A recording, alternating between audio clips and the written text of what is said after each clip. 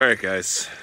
John from Old Running Farm here. Thanks for joining us. I am just out here doing some morning chores, and it is that time in New England where it's like 35 degrees in the morning and then jacks up to 60 degrees in the middle of the day. But so, first part of the day is Carhartt jacket. Second part of the day is short sleeves and shorts. So I'm just out here cleaning up the alpaca pasture, and we had an intruder in our house last night. It was the first time that had ever happened. But, you know, it is sort of on us because, so what we do is when it's warm out, we leave our front door open so that the dogs can go in and out. And so we were, let's see, it was the middle of the night, I think it was about 11 o'clock. And Peanut was just sitting on the bed. She was up and she was just kind of doing like a low bark, like a little, like she heard something. But you know, sometimes these dogs, they bark at nothing all the time. So it's hard to really say like what was actually going on. But she was going, and then I guess Pepper got up, the dogs went outside, and then they were barking a lot, and they were being, you know, really sort of different. You know, those of you with dogs, like you can sort of tell when they're just barking at, you know, whatever. Like Peanut has a habit of barking right before bed for whatever reason, you know. But anyway, you can sort of tell when it's different, when they're like actually barking at something.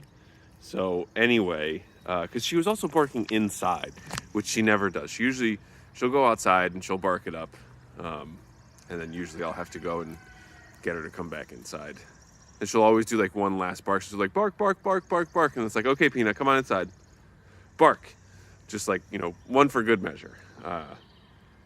And anyway, so she came inside, and then they were still barking. So I went downstairs and saw our intruder face to face. And then, well, we actually got it on video, so I'm gonna play some of it right now.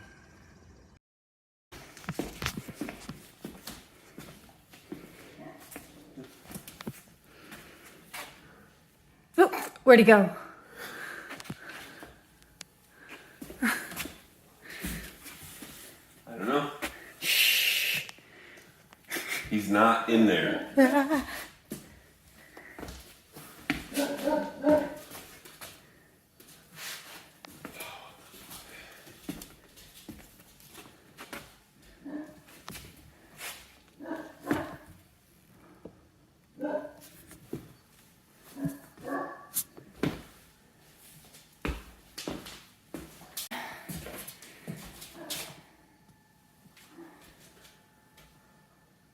But I don't know, I mean, is there space back there? That's like the only... He's up there? He's on the stairs, you can take a picture.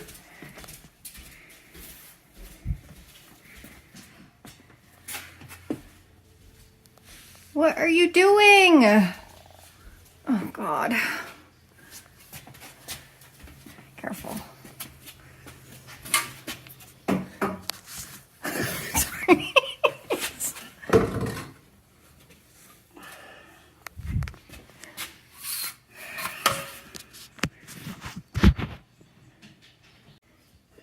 Go downstairs.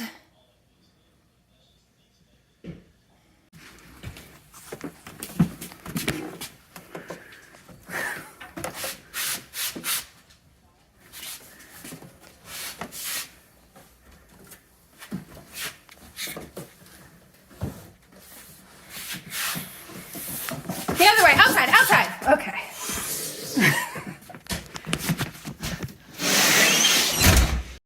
So we had a frickin' raccoon in our house, in our brand new kitchen. Right, fake silver? This is fake silver. So anyway, so that was interesting.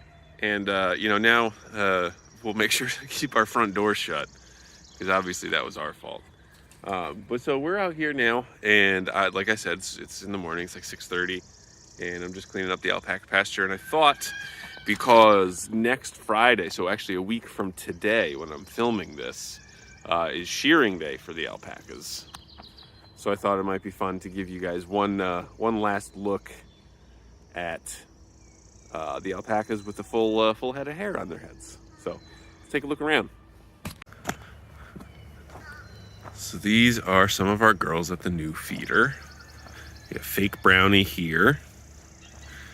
And we have Lori, Cookie, Petal, Belinda, Jojo, and Barbara is the rose gray right there. Fake Silver right here. She's one of our new ones. Fake Maple back there, right? Yeah, you're good. Or maybe you're Fake Maple and that's someone else. Who knows? And that's little Aspen. Aspen, look how fluffy you are. I wonder if anybody would eat. Hey. Ah.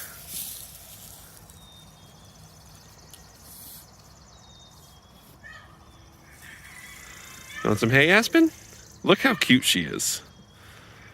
So fluffy and so dirty. Cookie? No. Belinda? No. Aspen? And try again.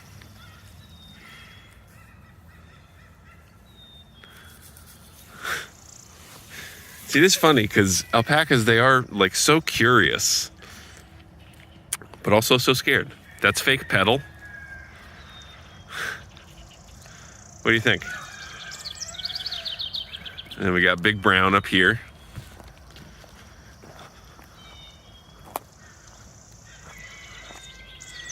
Brownie, you are looking thick, as always. And let's see. We have Sophie, obviously. Brenda. Linda. We have Macy and shoot. What's your name?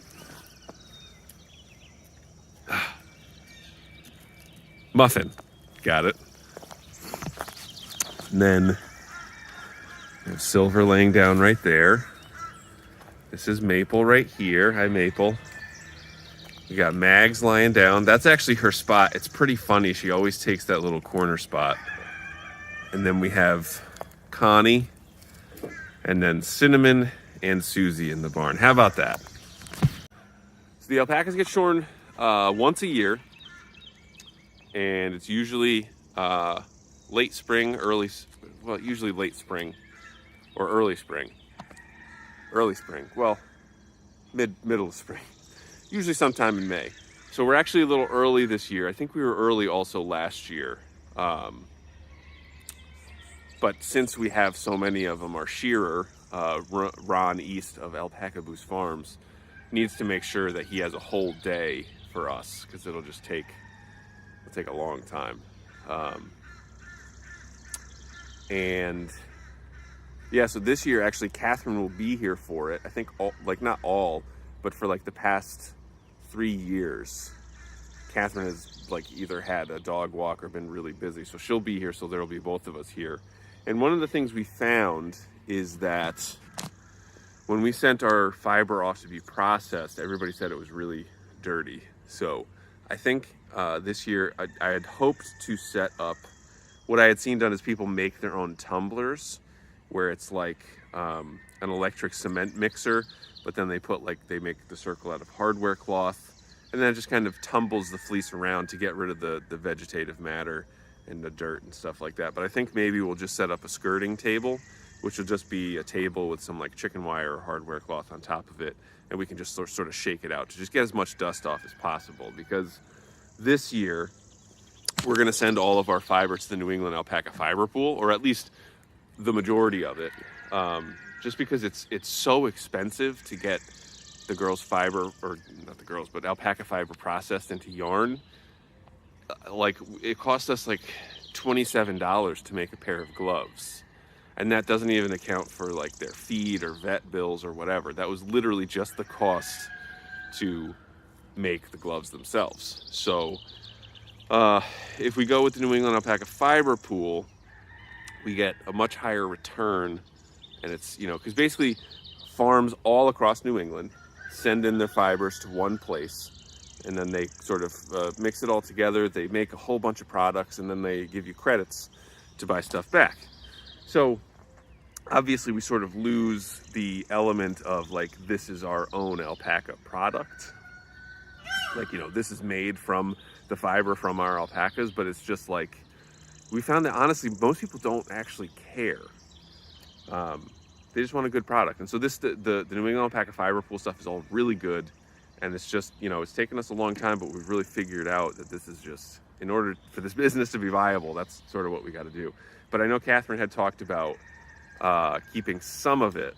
So we'll see, because we had bought a drum carder and a yarn spinner, because Catherine was looking at potentially doing some carding, like mixing and spinning our own like sort of chunky, cool yarn. So we'll see, you know, maybe we could get some of that process just into, they call it cloud, and then get it sent back to us. So we'll see how that goes. So that should be exciting.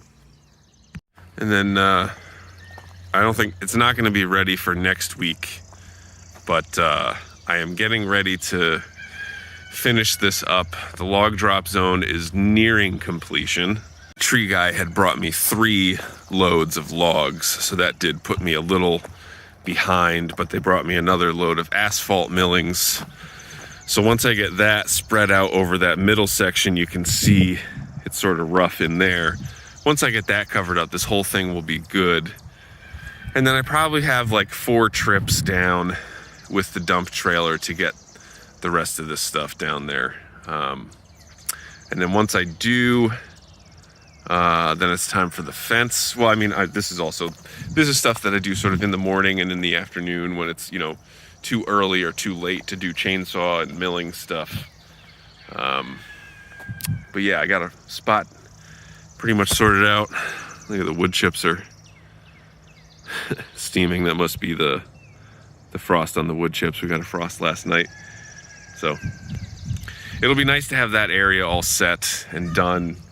You know, I am finally seeing some progress of something that I've always wanted, which is like sort of moving out of the construction zone element of everything. So, you know, it's like once this is all set over here, it's gonna be all set. And then once we have the fence there, like it's done. There's not gonna be any more triaxles driving on our main path over here, except maybe every once in a while to bring us wood chips down in the woods.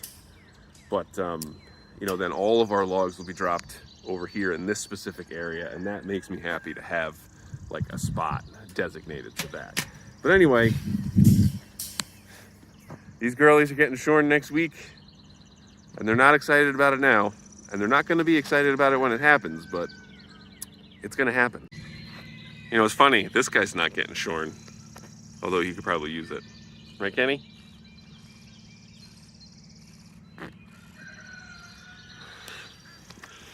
All right, so before we end, I'll take a swing down to the boys and show you their fluffy little bodices. So here we have our boys. Who said that? So we have Chip and Dale. That's Glacier. Then we have Kevin, who's this guy right here, who I find to be the #1 most handsome boy here. Me too. Really? Not Carl? No, Kevin. Okay. So Kevin's #1. Catherine is just cleaning out the chicken coops right now. So busy morning. And so Carl's down there sitting. And then we got Felix, who unfortunately I ranked last as handsome. And everybody got real upset at me. And then we have Waffle and Winston there. So things have been actually pretty good since we brought Chip and Dale here. There haven't been any real problems, just the normal.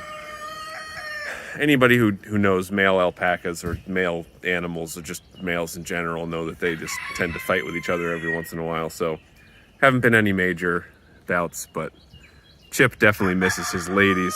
At his old farm, he was right next to him. But here, you can only see them way in the distance. Anyway, what do you think, Felix? You looking at the breakfast lady? Yeah. No, I know. He's just looking at you.